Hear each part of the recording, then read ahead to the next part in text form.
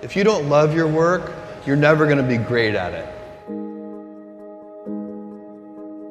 If you can get your work life to be where you enjoy half of it, that is amazing, because very few people ever achieve that. Because the truth is, everything comes with overhead.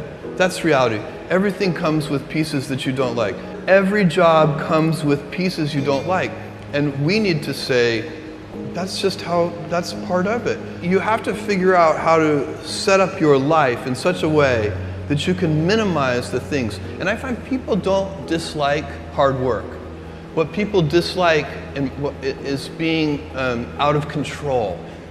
Like, they can't control their life, they can't control their environment. This happens to me when I get overscheduled. I hate being overscheduled. I want some time to be able to think and free myself. We all have the same amount of time in the world. Nobody has more time than anybody else.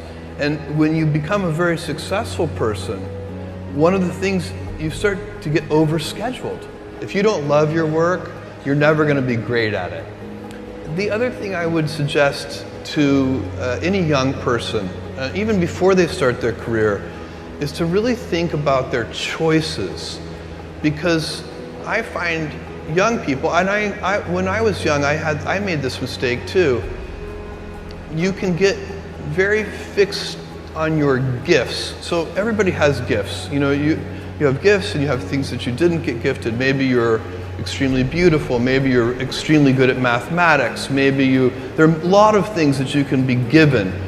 But those things can confuse you because they're not the things that construct your life. It's your choices that construct your life, not your gifts. You can celebrate your gifts, be proud of them, be happy of them. Actually, don't be proud of them, be celebratory of them, but you can't be proud because they're gifts. They were given to you. You didn't earn them. You can only be proud of the things you earn.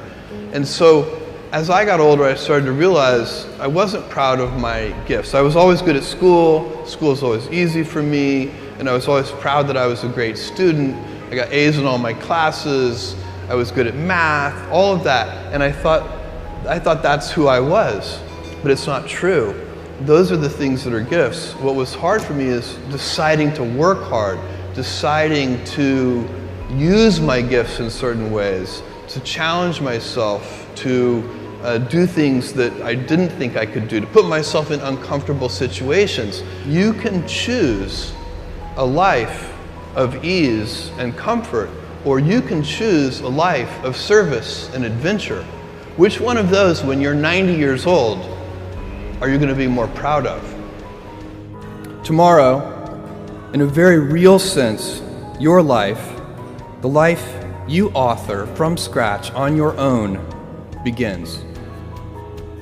How will you use your gifts? What choices will you make? Will inertia be your guide, or will you follow your passions? Will you follow dogma, or will you be original?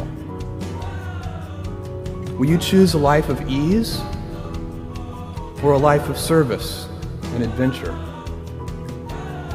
Will you wilt under criticism, or will you follow your convictions? Will you bluff it out when you're wrong, or will you apologize?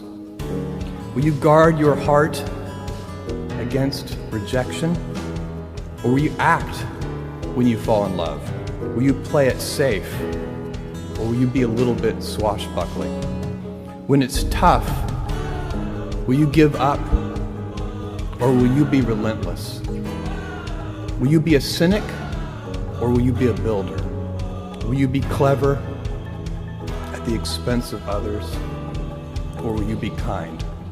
Tomorrow, and in a quiet moment of reflection, narrating for only yourself the most personal version of your life story, the telling that will be most compact and meaningful will be the series of choices you have made. In the end, we are our choices.